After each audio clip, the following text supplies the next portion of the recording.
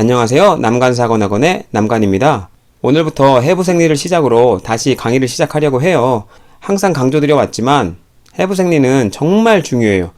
필수입니다. 필수. 항상 강조하는 과목이에요. 왜 해부생리가 중요한지 오늘 간단하게 설명드리고 다음부터 해부생리의 서론부터 강의를 시작할 거예요. 처음으로 간을 볼 건데요. 자, 해부생리가 왜 중요한지를 보려면 그거에 대해서 간략하게 가장 대표적으로 설명할 수 있는 게 간이에요. 간은 여러분 복강 속에 있는 장기라는 거 알고 계시죠? 네, 복강. 복강 속에서도 여기가 우상복부에 들어가거든요. 이 부위가. 그래서 우상복부에 들어가요. 그리고 여러분 시험에 또 잘 나올 수 있는 맹장염, 정확하게는 충수돌기염이라 그러죠. 네, 충수돌기가 대략은 이쯤에 있습니다. 맹장 밑에 요렇게 달려있는 게 충수돌기죠. 충수돌기. 그래서 충수돌기염을 저희가 맹장염이라고 많이 부르는데 정확하게는 충수돌기염이 맞아요. 이렇게 맹장 끝에 이렇게 달려있는 애가 충수돌기입니다. 그러면 대략적인 충수돌기 위치를 보시면 우하복부죠. 네, 우하복부 이렇게 생각하시고 간의 위치는 우상복부잖아요. 우상복부. 이렇게 위치를 여러분이 대략은 알고 계셔야 만약에 간이 안 좋다. 그러면 어디 통증을 느끼겠어요? 그렇죠. 우상복부 통증을 느낀다. 그러면 여러분이 만약에 충수돌기염이 있다면 어느 부위가 아프겠어요? 네, 이 위치가 우하복부이기 때문에 우하복부에 동통이 있을 거예요. 동통이라는 게 통증이란 말이랑 크게 다르지 않습니다. 그래서 우하복부 동통이 있을 거예요. 여러분이 장기 위치를 알면 그 질환에 따라서 통증의 위치도 알 수 있는 거예요. 왜? 그 위치에 장기가 아프기 때문에 당연히 그 위치 쪽에 통증을 느낄 테니까요. 해부학적인 구조를 머릿속에 좀 넣어 놓으시면 이런 기본적인 우하복부 통증이냐, 뭐 우상복부 통증이냐, 혹은 상복부 통증이냐 이런 거에 대해서 따로 외울 필요가 없어요. 그게 해부학의 중요한 점입니다. 그리고 이렇게 위에 위치를 보시면 여기가 딱 바로 상복부죠. 상복부. 여러분 이렇게 우상복부냐 우하복부냐 나누는 기준은 배를 대충 이렇게 그리시면 여기가 배꼽 위치로 보시면 요렇게 배꼽을 기준으로 요렇게 나눌 수 있어요. 그러면 여기가 상복부 바로 위죠.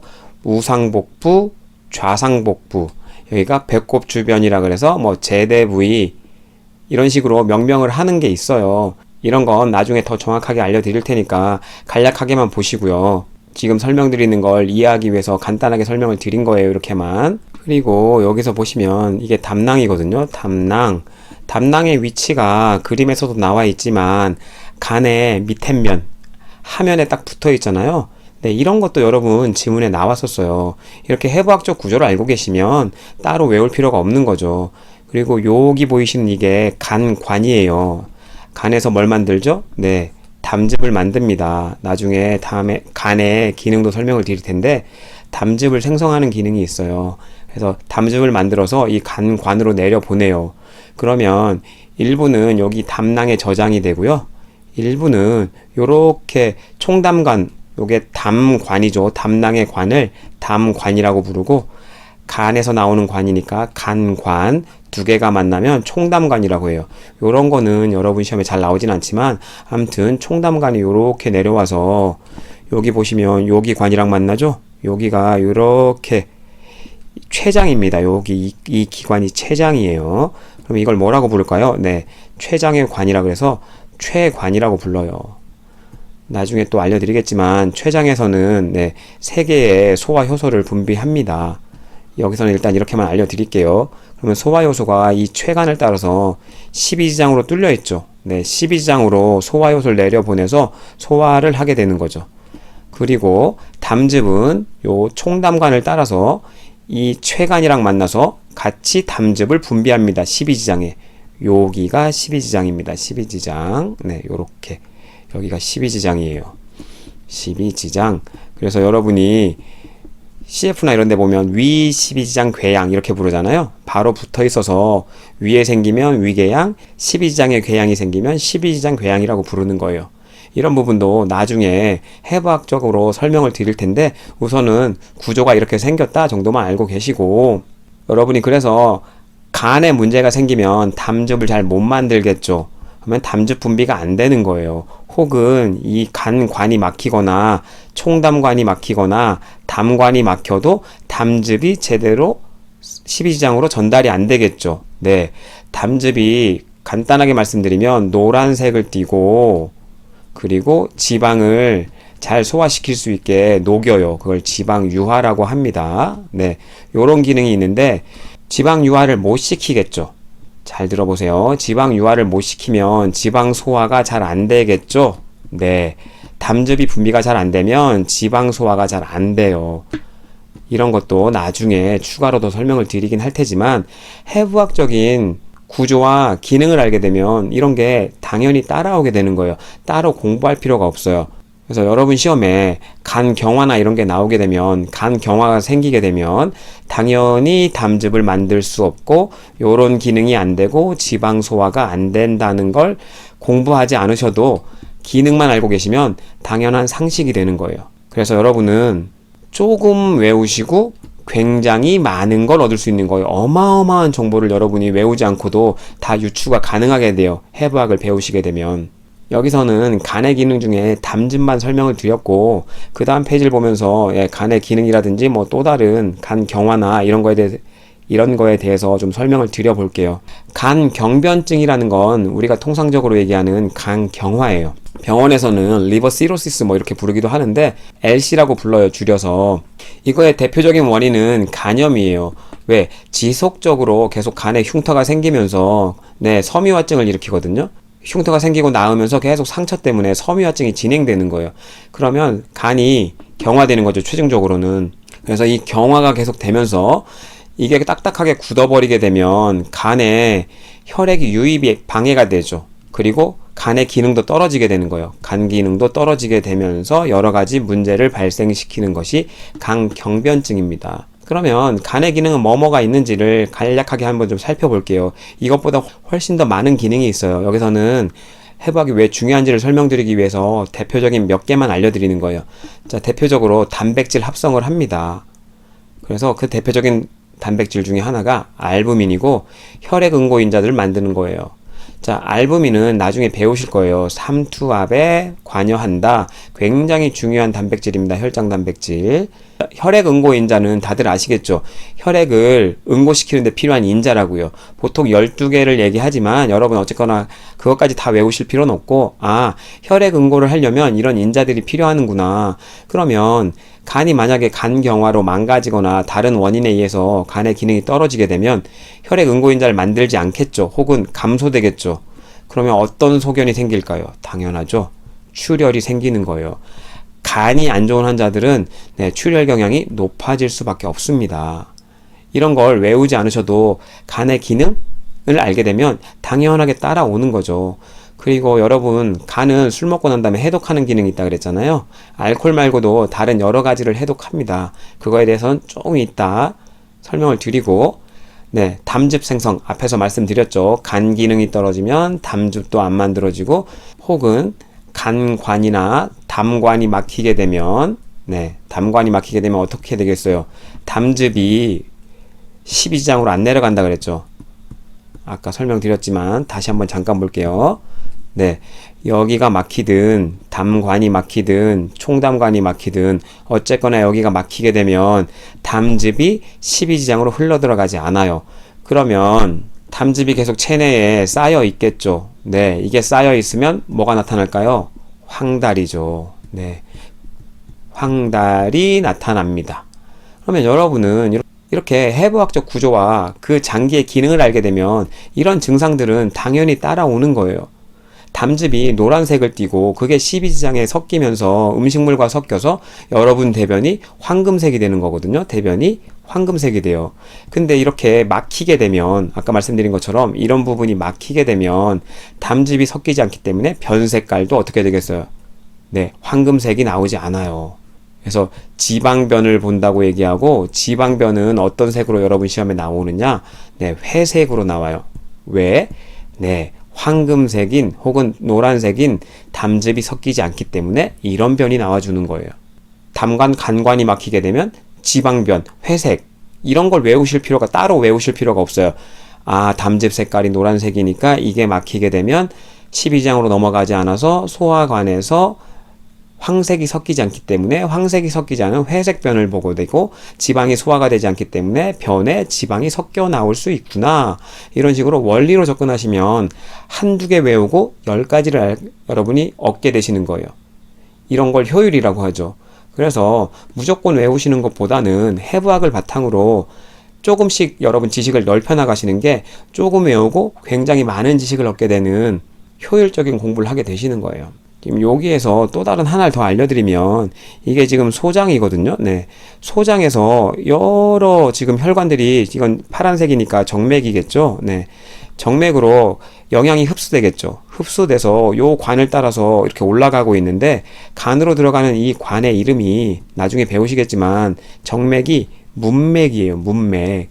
또 다른 이름으로 뭐 앞에 간을 붙여서 간문맥이라고도 합니다. 자, 그러면 간경화라면 이게 굳어 있잖아요. 이게 굳어서 기능이 안 되고 혈액이 유입이 안 된다고 말씀드렸죠. 땅땅하게 굳어서 혈액이 들어가지가 않아요. 소화관에서 굉장히 많은 혈액이 간을 거쳐서 결국은 심장으로 들어가게 되는데, 여길 통과하지 못하니까 여기가 빵빵해지겠죠. 네, 빵빵해져요. 빵빵해지면 이 혈액들이 계속 뒤로 밀리죠. 그럼 여기도 빵빵해지겠죠. 예, 빵빵해집니다, 여기가. 그래서 여기가 정수압이 올라가요.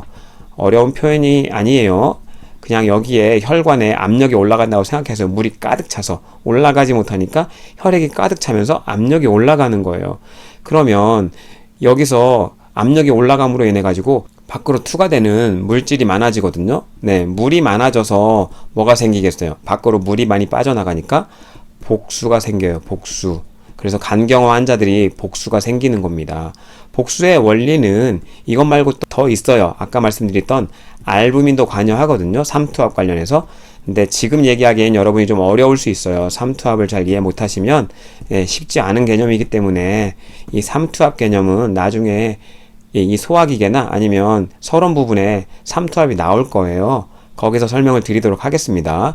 여기서는 우선 정수압, 압력이 올라가서 물이 새어나오면 생기는 복수, 그래서 간경화 환자가 복수가 생긴다. 이렇게 기억하시면 될 것 같아요. 그리고 여러분 시험에 잘 나오진 않지만 이게 결국은 넘어가지 못하기 때문에 우회하는 경로가 생겨요.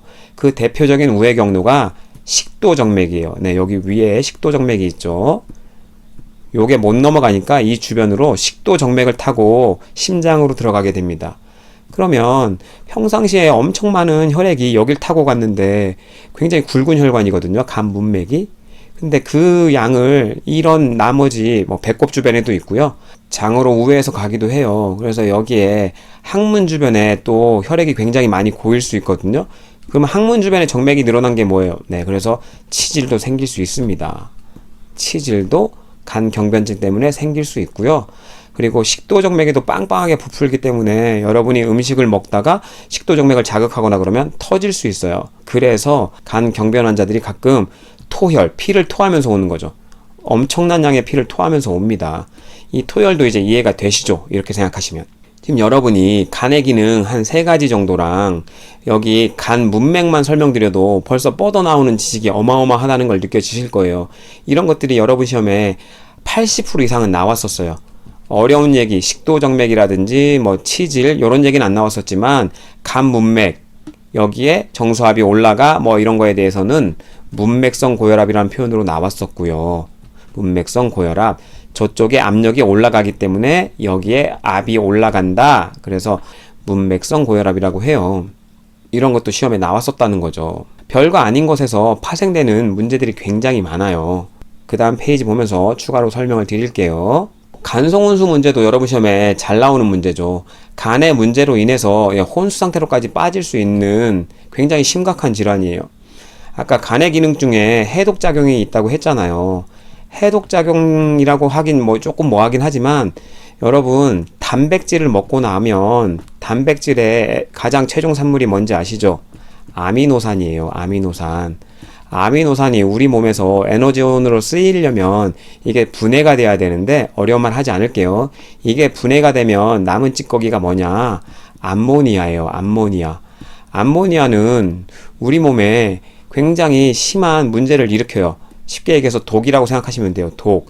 특히나 뭐의 문제를 일으키냐? 네, 뇌를 공격해서 뇌에 문제를 일으킵니다. 그래서 정상인들은 이 암모니아를 낮추는 기전이 있어요. 어떻게 낮추느냐? 네, 간이 합니다. 간의 기능 중에 이 암모니아를 뭘로 바꿔주냐? 대사를 해서 요소로 바꿔줘요. 요소 많이 들어보셨죠? 소변으로 나가는 물질이죠. 네, 암모니아를 요소로 바꿔주는 기능을 이 간에서 합니다. 그래서 이게 소변으로 최종적으로 빠져나가게 되는 거예요. 그러면 간의 기능이 안 좋게 되면 이 기능이 안 되겠죠. 암모니아를 요소로 못 바꿔줘요. 그러면 암모니아가 체내에서 계속 증가할 거예요. 증가하면 이 암모니아가 뇌로 가게 되면 뇌를 계속 공격하게 되는 거예요. 쉽게 얘기하면. 그래서 뇌 기능이 떨어지면서 혼수가 오는 거죠. 가장 심각할 때가 혼수고 굉장히 낮은 단계에서 높은 단계까지 이 레인지가 넓습니다. 낮은 단계에서는 성격이 조금 달라진다거나 행동이나 이런 게 좀 미묘한 차이를 보이는 굉장히 얕은 단계도 있어요. 그게 더 심해지면 진압력도 떨어지고 그게 더 심해지게 되면 혼수 상태까지 갈 수 있는 최종적으로는 사망에 이르기도 한다고 합니다. 그래서 굉장히 넓은 레인지 안에 들 수가 있어요. 얼만큼 암모니아 수치가 높은지 이게 제거가 되지 않으면 계속 뇌를 자극할 테니까요. 그래서 굉장히 넓은 범위다. 심각하게는 혼수, 사망까지도 초래할 수 있다. 그러면 단백질은 왜 이렇게 될까를 원론적으로 고민해 보시면 살짝 어려운 얘기일 수 있는데 여러분 우리는 탄단지를 먹고 에너지를 쓰잖아요. 탄단지, 탄수화물, 단백질, 지방. 탄수화물은 CHO로 이루어져 있어요. 지방도 CHO로 이루어졌어요. 탄소, 수소, 산소이온이죠. 그래서 이게 우리 몸에서 에너지원으로 발현되고 나면 어떻게 우리 몸에서 빠져나가냐? 물이나 CO2, 이산화탄소로 우리 몸에서 노폐물로 걸러지게 되는 거죠. 그러면 탄수화물도 똑같죠. H2O, 물이나 CO2, 이산화탄소로 우리 몸에서 배출되게 되는 거예요. 근데 단백질은 CHO, 탄소, 수소, 산소 다 있는데 하나 더 있어요. 질소가 있습니다. 이 질소 이온을 못 빼는 거예요. 이 방법으로는. 이 질소 때문에 NH3 뭐 이런 거 잘 모르셔도 되지만 요렇게 만들어지면서 암모니아가 만들어지는 거죠. 저걸 배설하기 위해서.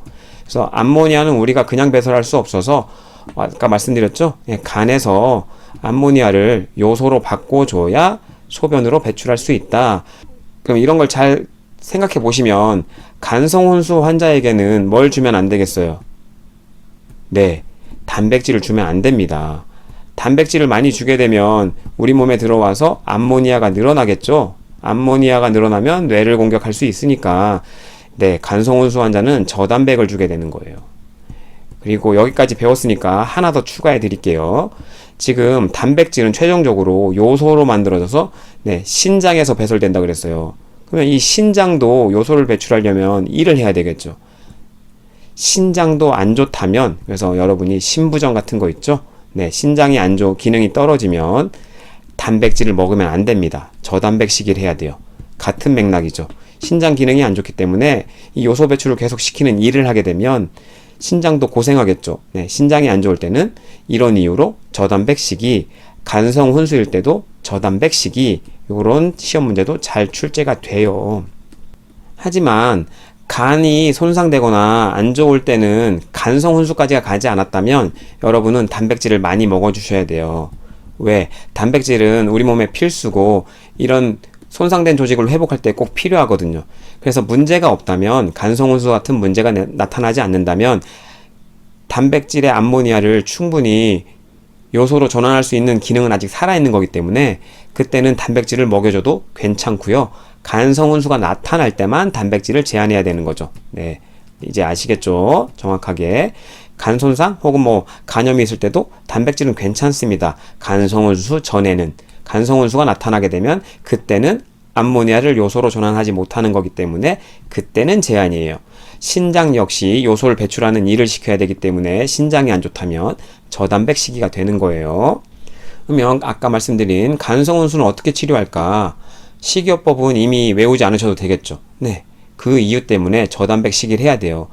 이것 때문에 암모니아가 올라가서 뇌를 공격할 테니까요. 그쵸? 그리고 락툴로즈 관장이나 이걸 구강 섭취로 시킬 수 있는데, 이 락툴로즈가 우리 몸에 들어와서 어떻게 되느냐? 네, 장내 세균을 산성화시켜요. 이 장내 세균을 산성화시키게 되면 암모니아를 생성시키는 균들이 좀 잘 살아갈 수 없는 환경을 만든다고 해요. 그러면 그 균들이 줄어들면, 그쵸? 암모니아를 만들어내는 균들이 줄어들면 암모니아도 감소하게 되겠죠. 이런 원리로 락툴로즈를 관장해서 정체 관장을 시키게 됩니다. 굉장히 오랜 시간 머물게 해요. 장 속에. 그래서 장내를 산성화시켜요. 조금 어려운 얘기로 이 락툴로즈가 들어감으로 인해서 뭐 젖산이라든지 이런 걸 만들어내서 장내를 산성으로 만들면, 이 산성 상태에서는 대장 내에서 암모니아를 발생시키는 균들이 잘 활동하지 못해요. 그러니까 암모니아가 감소된다. 그래서 간성혼수 환자한테는 락툴로즈 관장이나 구강 섭취를 하게 되는 거죠. 약물 치료로는 네오마이신이라는 항생제를 주게 되는데, 네오마이신이 이 장내 세균을 죽이는 거죠. 쉽게 이야기하면. 그러면 장내 세균이 감소되고, 같은 이유로 암모니아도 생성이 감소돼요. 여러분 시험에 어렵게 나오면 락툴로즈나 네오마이신 다 나온 적이 있고요. 락툴로즈는 네오마이신에 비하면 굉장히 출제가 많이 됐었어요. 그래서 락툴로즈는 좀 기억해 두셔야 됩니다. 그리고 강경변이 오게 되면 복수가 생긴다 그랬잖아요. 그럼 복수를 빼야 되겠죠. 그 복수를 빼는 걸 천자라고 하죠. 여러분, 천자는 주사기 같은 걸로 구멍을 내서 빼내는 걸 다 천자라고 합니다. 나중에 여러분이 양수천자도 배우실 거고요. 그리고 요추천자 이런 것도 배우실 거예요. 천자라는 말을 떠올리시면, 아, 뭔가 뚫어서 액이라든지 이런 걸 빼내는 걸 천자라고 하는구나, 이런 개념을 좀 잡고 계시면 좋고, 복수가 생겼으니까 빼내야 되겠죠. 복수가 생기지 않도록 수분을 좀 제한해야 되겠죠. 그래서 수분 섭취를 좀 제한하는 경우가 있고요. 당연히 나트륨은 수분을 같이 땡겨 오잖아요. 그래서 나트륨도 제한. 알부민 투여, 요거는 삼투압 때문에 그렇다고만 알고 계세요. 나중에 서론이나 이런 거 할 때 이거 개념을 설명드리면서, 왜 부종이라든지 복수일 때는 알부민을 투여하면 부종도 좀 감소되고 복수도 감소될 수 있는지 추가로 설명을 드릴게요. 원래 간의 기능은 이것보다 훨씬 더 많아요. 오늘 한 수업은 여러분이 왜 해부학을 배워야 되는지를 제가 알려드리기 위해서 간략하게 설명을 드린 거예요. 간의 기능은 정말 너무 많기 때문에 여기서 다 설명드릴 수가 없어요. 그래서 그런 간의 구조, 그리고 기능을 여러분이 알게 되시면 지금 말씀드린 락툴로즈도 그렇고, 왜 저단백식을 해야 되는 것도 그렇고, 간 문맥압은 왜 상승하고, 그것 때문에 복수가 생기고, 이런 것들을 공부 안 하셔도 잡게 되는 거예요. 아까 담즙 설명도 드렸었잖아요. 담즙도 여러분이 이해하시게 되면 왜 황달이 생기고, 간관이나 담관이 막히게 되면 지방변이 생기고, 이런 것들이 일률적으로 좀 이해가 되세요. 이렇게만 설명드려도 해부학이 얼마나 중요한지 아시겠죠. 나중에 순환하면 여러분 심장이랑 혈관이나 이런 것들이 나오겠죠. 네, 여기도 이런 구조만 알고 기능을 잘 알고 계시면 외우지 않고도 고혈압이 왜 생기고 혈압이 왜 높아지고 낮아지고 이런 원리를 이해하실 수가 있어요. 앞으로는 기초간호학 부분과 관련한 굉장히 근간이 되는 해부학에 대해서 제가 수업을 진행할 예정이거든요. 어떻게 오늘 수업에서 이 해부학이 얼마나 중요한지 아시겠죠? 아셨으면 앞으로 제가 진행할 해부학 수업을 잘 들으시면서 이렇게 원리적으로 접근해서 많이 외우지 않고도 굉장히 효율적으로 공부하는 방법을 가져가셨으면 좋겠어요. 오늘 제가 준비한 내용은 여기까지고, 앞으로 해부학 강의도 잘 들으셨으면 좋겠습니다. 감사합니다.